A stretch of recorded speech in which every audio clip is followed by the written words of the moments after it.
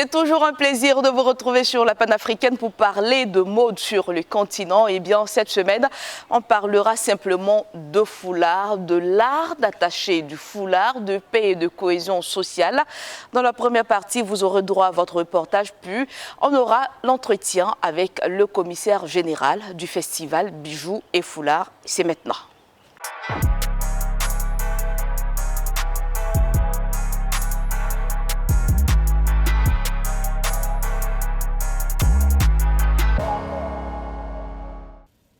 Le turban ou le foulard, c'est un accessoire qui porte en lui une grande symbolique dans de nombreuses cultures à travers le monde. Le foulard est devenu incontournable et existe avec des formes et des couleurs variées.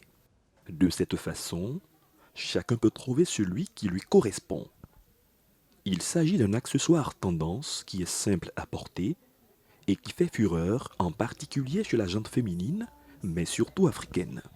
Avec la mode africaine qui s'impose sur tous les continents et la nouvelle génération qui n'hésite plus à s'identifier avec un foulard pouvant s'enfiler sur tout type de vêtements tels que les tailleurs jupes ou pantalons, des costumes, des robes de cocktail. Il était temps d'en parler autour d'une table. L'art de l'attacher du foulard, une tradition vecteur de cohésion sociale, c'est le thème abordé par Massal Touré, commissaire du Festival de Bijoux et Foulards au cours d'une conférence sur la culture et la paix. Aujourd'hui, pas mal de jeunes entrepreneurs se débrouillent dans l'attaché de foulard, qui est devenu un peu un accessoire de mode. Moi, je dis, c'est ma grande joie de constater que effectivement le foulard prend de l'ampleur. Et chose absolument, je dirais, louable. Et c'est à nous de les encourager, c'est à nous d'encourager le port du foulard parce que ça fait partie de notre culture. Elles sont des dizaines de femmes venues s'offrir une pause beauté tout en parlant de paix avec l'illustre sénatrice et militante ivoirienne des droits des femmes, Mariam Dao Gabala. Le foulard, d'abord, c'est juste un morceau de tissu, de pagne. Il peut être tissé d'une certaine longueur qu'on attache autour de la tête. C'est une manière de se couvrir la tête. Quand la femme porte le foulard, elle devient visible et elle affirme son identité africaine. Devenu un accessoire indispensable dans l'habillement des dames, à l'occasion d'un mariage, des retrouvailles de mutuelles, d'un anniversaire et même comme ornement simple d'une tenue, le foulard est aussi cet élément fait pour que l'on utilise pour se faire protéger les cheveux, pour ne pas avoir à se coiffer, faire la différence et passer un message. Pour ce qui est de l'attaché du foulard, il revêt d'une élégance et d'une marque d'attention soutenue. Plus qu'une pérennisation de cet héritage culturel, c'est un défi lancé à la jeune génération qui se doit de tout faire pour perpétrer cette tradition qui date de la période précoloniale et qui a arboré aujourd'hui la casquette de la modernité.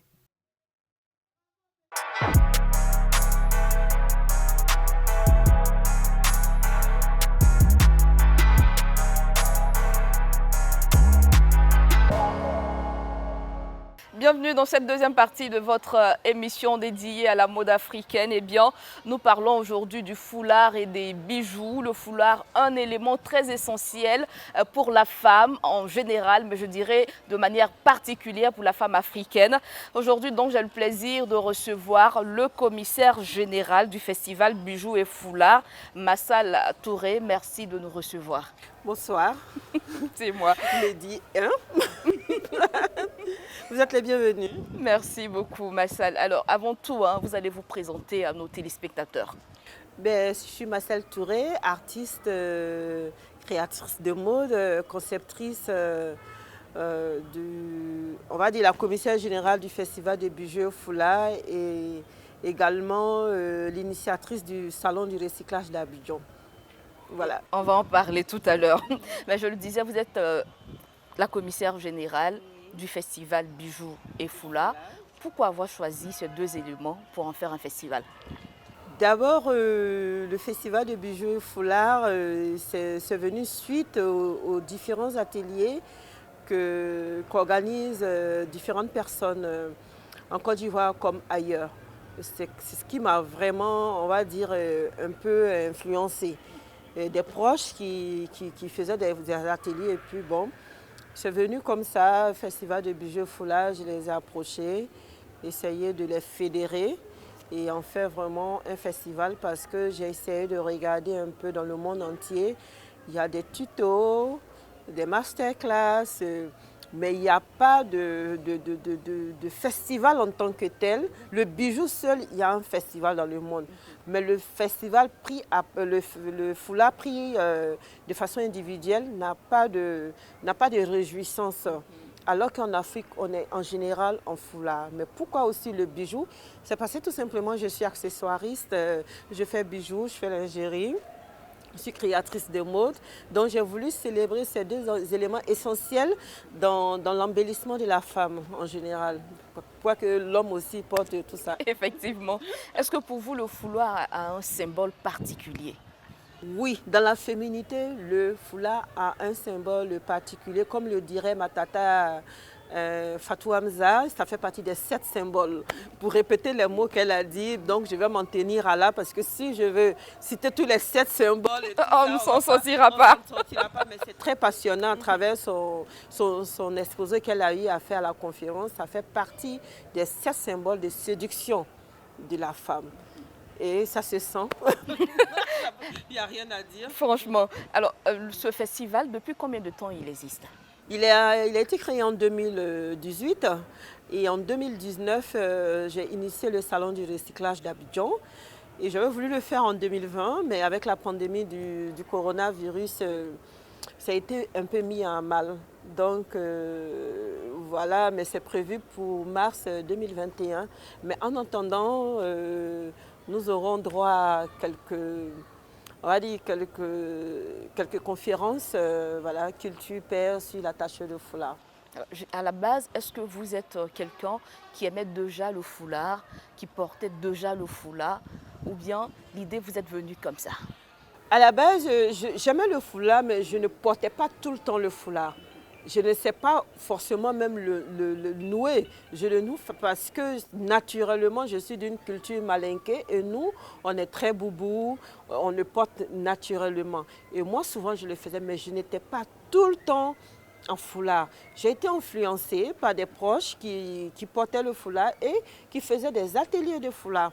Et c'est comme ça, moi, l'idée m'est venue, mais moi, en général, comme je l'ai dit, je suis une artiste, on s'inspire de notre quotidien. Et c'est mon quotidien que j'ai vu. J'ai dit, mais pourquoi ne pas aller au-delà d'un simple atelier, mais faire toute une réjouissance avec des concours d'attachés de foulard régional, une intégration en fait africaine ou sous-régionale ou mondiale. Voilà. Vous êtes donc une amoureuse des bijoux et du foulard. Et récemment, vous avez lancé une série de conférences en vue de promouvoir la paix et la cohésion sociale en Côte d'Ivoire à travers donc un thème, le port du foulard. Est-ce qu'il existe un lien entre le port du foulard et la cohésion, pour ne pas dire la paix? Il existe un lien entre la culture et la paix.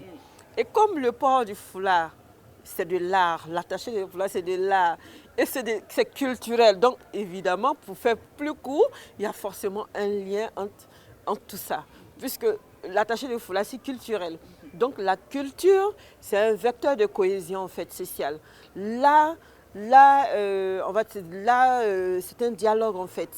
Les choses, en fait, l'attaché de foulard, les conférences en général, c'est pour en fait créer des dialogues interculturels. Pour créer des dialogues interculturels, c'est des échanges en fait.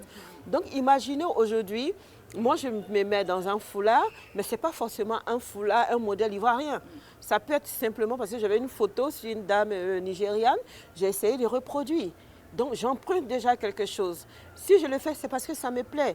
Mais pourquoi à travers ce partage-là, on ne peut pas se comprendre? À Côte d'Ivoire, il y a combien d'ethnies? Mais imagine un peu que toutes ces ethnies ivoiriennes ont des histoires. Moi, la première édition, il y avait 3 pays qui étaient à l'honneur. Le Mali, le Sénégal et la Côte d'Ivoire. Ils ont tous présenté le concours. La Côte d'Ivoire a gagné parce que la gagnante, en fait, elle est beaucoup métissée. Métissée de par son mariage, elle-même, voilà, sa naturalisation. Donc, imaginez un peu l'ambassadeur du Mali qui était là, qui voulait se faire mettre un foulard, mais pas notre foulard. Parce que tout simplement, il est Touareg, là, il y a des gros foulards. Il a fait venir des Touaregs parce qu'il y avait un problème de timing, mais qui expliquait que non, eux, c'est les hommes qui portent le foulard. Et non les dames. Voilà, c'est de l'initiation. Les femmes le font, Oui. mais là-bas, c'est différent parce qu'il faut être initié pour mettre le turban.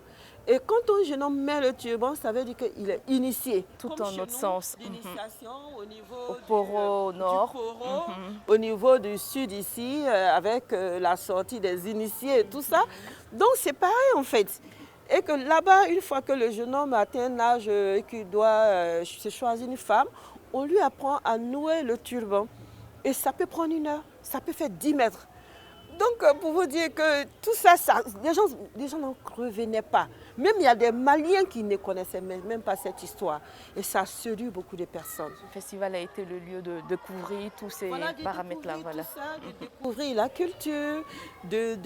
Et là, cette année, il est prévu que ce qui a été annulé, c'était le Sud Comoé, la région du Sud Comoé qui était à l'honneur. Et c'est une région qui est réputée pour son port de bijoux. Et j'ai discuté un peu avec une reine mère, elle me dit, ils ont également le foulard. Et là-bas aussi, il y a des couronnes. Tout ça, c'est des histoires. Aujourd'hui, quand on se marie, même les jeunes du Nord se mettent en couronne.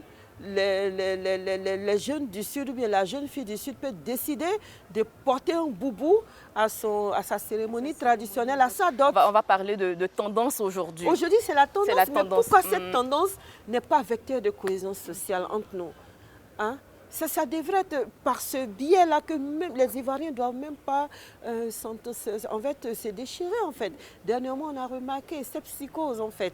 On a remarqué quand même qu'il y avait cette fracture. Il fallait passer à autre chose à Il travers fallait, l'art voilà, et la culture. l'art. Et vous avez vu le beau monde qui est venu et nous avons invité les ambassadrices. Pourquoi? Ce sont des épouses ambassadrices. C'est pour faire parler de notre culture. C'est pour porter haut le flambeau. Donc, elles ont découvert notre culture, nous avons communié avec elles et aujourd'hui même, elles me demandent d'initier ce genre de rencontres. Je l'en venir.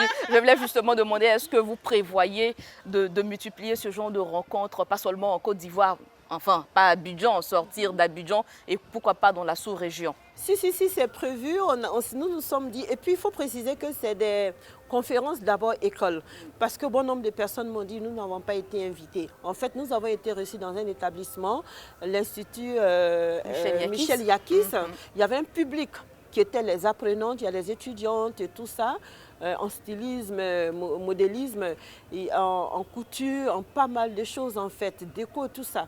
Donc, imagine un peu une école où il y a toutes sortes de personnes en Côte d'Ivoire et on vient les réunir autour du foulard.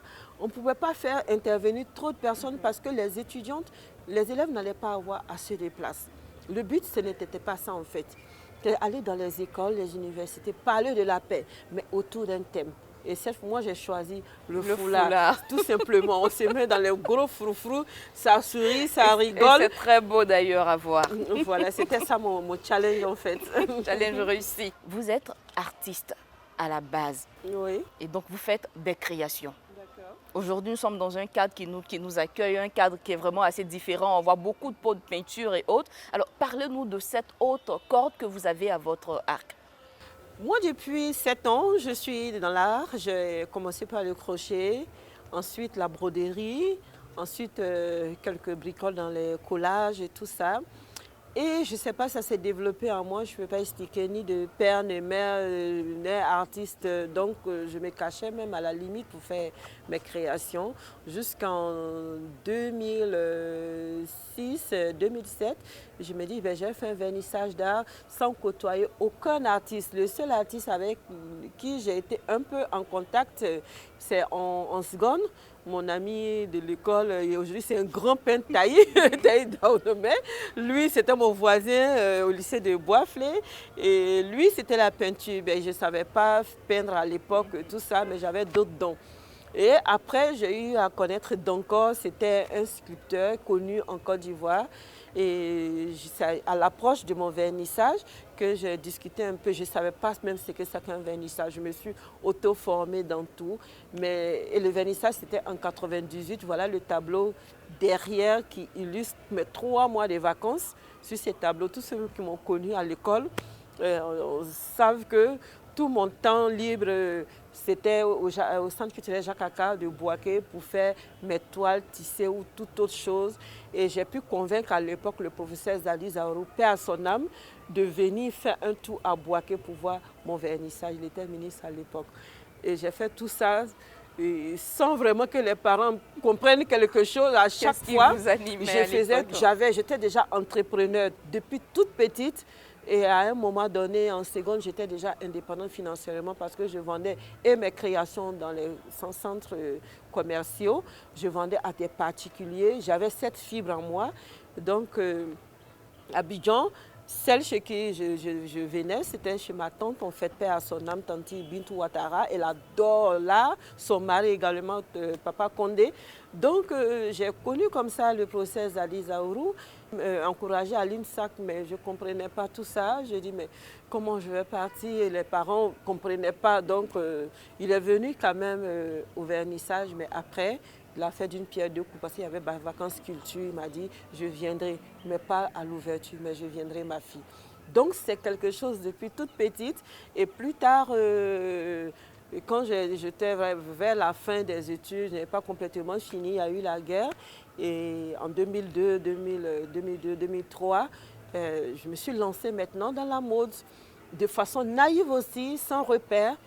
J'ai commencé à confectionner des vêtements à la main, avec des pelles. Et paf, les journaux ont vu, la télé a vu, on a commencé à Et c'est parti. Et c'est parti, je faisais la une de tous les grands magazines à l'époque. Oui. Voilà, avec mes maillots de bain. Et j'étais invitée dans des galas parce que ce n'était pas osé, avec la lingerie bien fait. Et ainsi de suite, j'ai eu 2 nominations. Il y a eu des invitations dans des grands salons en Europe, voilà, le port de Versailles et tout. Et aujourd'hui, quel genre de peinture vous faites? Parce que là, je vois ce pot avec, avec des mèches sur la tête. Alors, c'est fait généralement à base de quoi? Est-ce que vos créations véhiculent forcément un message? Oui, quand on sort de la lingerie, on me dit, mais on ne comprend pas. Madame, du coup, vous êtes créatrice de mode et puis vous vous retrouvez en train de faire les vases. Non, mais tout est lié parce que créatrice de mode, accessoiriste depuis l'enfance, les pelles. Mais c'est les mêmes pelles que vous retrouvez sur les vases en fait. C'est les mêmes recyclages que j'ai fait dans le temps qui m'a permis de faire le salon du recyclage avec tous ces acteurs du développement durable. Donc, en fait, les pots c'est venu, j'ai toujours étudié les pots. Parce que j'ai grandi à Katiola, j'ai toujours été fascinée par les pots. Mais je ne comprenais pas le fait que ce ne soit pas moderne, en fait.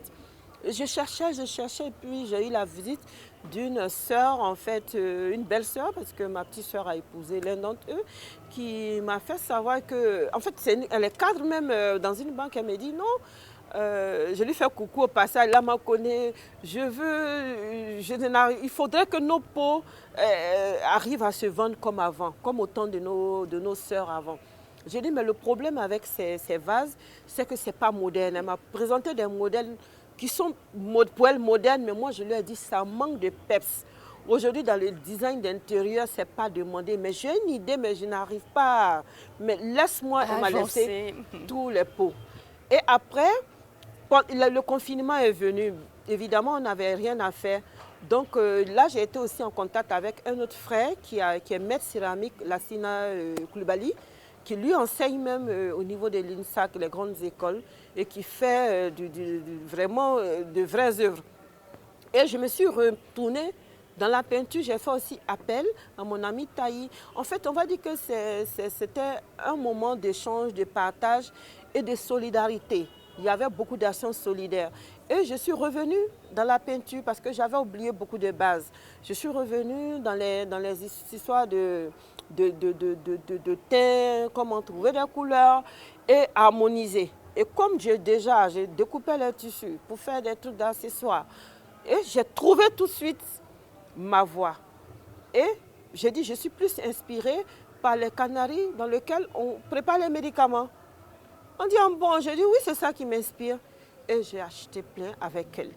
Et au fur et à mesure, les idées me viennent. J'ai vu que la forme du canari faisait la tête d'abord d'une personne et en même temps le monde. Et là, ça m'a donné, voilà, comme inspiration la femme matérialisée à travers le vase. Et je me dis, ben, je porte le monde, c'est le thème de mon vernissage. Qui se prépare.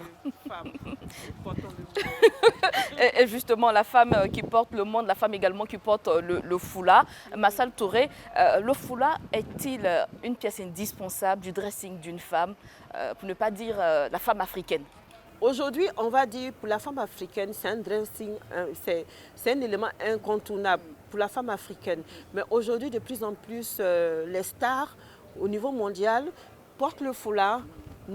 Comme les stars africaines, américaines, asiatiques, aujourd'hui, elles se démarquent à travers le port du foulard. Peut-être que ce n'est pas pour les mêmes raisons, parce que nous, en Afrique, ici, le port du foulard, c'est tout un symbole.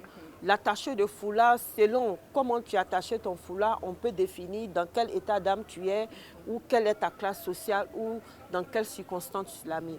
Mais eux, en général, quand on les voit, ça fait un plus dans le dressing, en fait. Ça fait quelque chose de waouh aujourd'hui. Est-ce que dans tous les pays, on a la même manière d'attacher le foulard? Non, non, non. Dans tous les pays, c'est pas pareil. Le foulard, d'abord, dans tous les pays, c'est pas pareil. C'est pas forcément la même signification. Ça peut être religieux, ça peut être culturel, ça peut être toute chose, tendance en fait. Mais c'est vraiment pas les mêmes. Mais l'attaché même de foulard en dit long. Peut dire comment tu te... Moi, je sais qu'une fois, je suis sortie en foulard, mais ça faisait peur. Parce que le matin, je me suis levée, ma fille a commencé à faire une forte fièvre. Et j'ai eu tellement peur que j'ai juste mis quelque chose sur ma tête. Je me suis retrouvée rapidement voilà, dans une clinique. Mais ça faisait peur. Mais imagine que mon mari me voyait, je n'avais pas besoin de lui expliquer. Il allait savoir tout de suite, problème, ça ne va pas. Si je dois prendre mon temps, si j'ai une cérémonie, je sais comment j'ai fait, mais de toute façon, mon foulard là était... On imagine ce foulard. Alors, comment peut-on bien porter un foulard pour une femme? Ben pour bien porter le foulard quand on est une femme, c'est deux choses. Soit naturellement on sait le porter, ou bien tout simplement on va se compléter voilà, sur les réseaux sociaux, ou bien sur le net. Il y a des ateliers de foulard et il y a beaucoup de choses pour nous indiquer quel genre de foulard. Ou bien approcher un peu celles qui sont spécialistes en la matière, comme par exemple celle qui a été lauréate de mon concours, Mesdames Irène, voilà, vous pouvez la louer peut-être toute une journée ou bien initier un atelier entre amis, puis voilà, et puis ça marche en fait. Alors, une dernière question. Est-ce qu'en Côte d'Ivoire, le foulard, c'est quelque chose de prisé? C'est deux choses en fait. Aujourd'hui, je peux dire que de plus en plus, les femmes adorent le foulard. Elles adorent le foulard parce que d'abord, c'est tendance, c'est joli. Et j'avoue, pour vraiment, avec toute la modestie, j'avoue que depuis l'événement du Festival du Foulard, depuis 2018, beaucoup de choses ont changé. Il y a de plus en plus de créatrices voilà, de foulard qui se font connaître. Il y a plus en fait dans les cérémonies. Et aujourd'hui, de plus en plus de femmes distinguées qui occupent de grands postes au niveau national, voilà. Porte le foulard, je pense qu'il y a une influence quand même de cette tendance de ce festival qui fait qu'aujourd'hui les femmes sont beaucoup plus à l'aise en foulard. Je peux dire que là, en Côte d'Ivoire, il y a un grand changement. Nous sommes un pays qui est en train de devenir un grand... Qui se réapproprie. Oui, qui s'approprie. Voilà, une certaine identité. On mène même des conférences sur le port du foulard. Il y a des ateliers, il y a des ambassadrices aujourd'hui. Toutes les épouses d'ambassadeurs accrédités en Côte d'Ivoire aujourd'hui se mettent en foulard. Donc, j'avoue que je ne m'attendais pas à un tel succès quand j'ai créé le festival, honnêtement. Alors, Massal Touré, votre dernier mot? Mon dernier mot, c'est la paix dans mon pays. Mon pays est tellement beau, mon pays est tellement vaste et riche en thèmes culturels que si aujourd'hui, nos dirigeants misent sur la culture, en fait de la culture un combat, ils s'approprient, je pense que ça peut amener la paix, une paix durable en Côte d'Ivoire parce que nous sommes de diverses cultures, nous sommes, et puis nous sommes entremêlés, musulmans, chrétiens, il y a des brassages, il y a des mariages.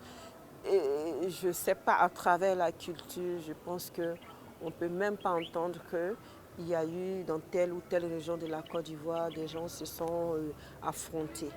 C'est malheureux, mais je pense que par la culture, par des échanges culturels, nous pouvons y arriver. C'est vraiment mon mot de fin. Voilà, je vais faire la réouverture et le vernissage, c'est pour janvier. Et après, tout le monde aura, voilà, tout le monde verra mes créations qui ont pour thème, je porte le monde. Parce que nous sommes Des femmes. En tout cas, merci d'avoir répondu à toutes nos questions. Merci. Et c'est la fin donc de cet entretien. Merci à vous de nous avoir suivis et très bonne suite de programme sur Médian TV Afrique.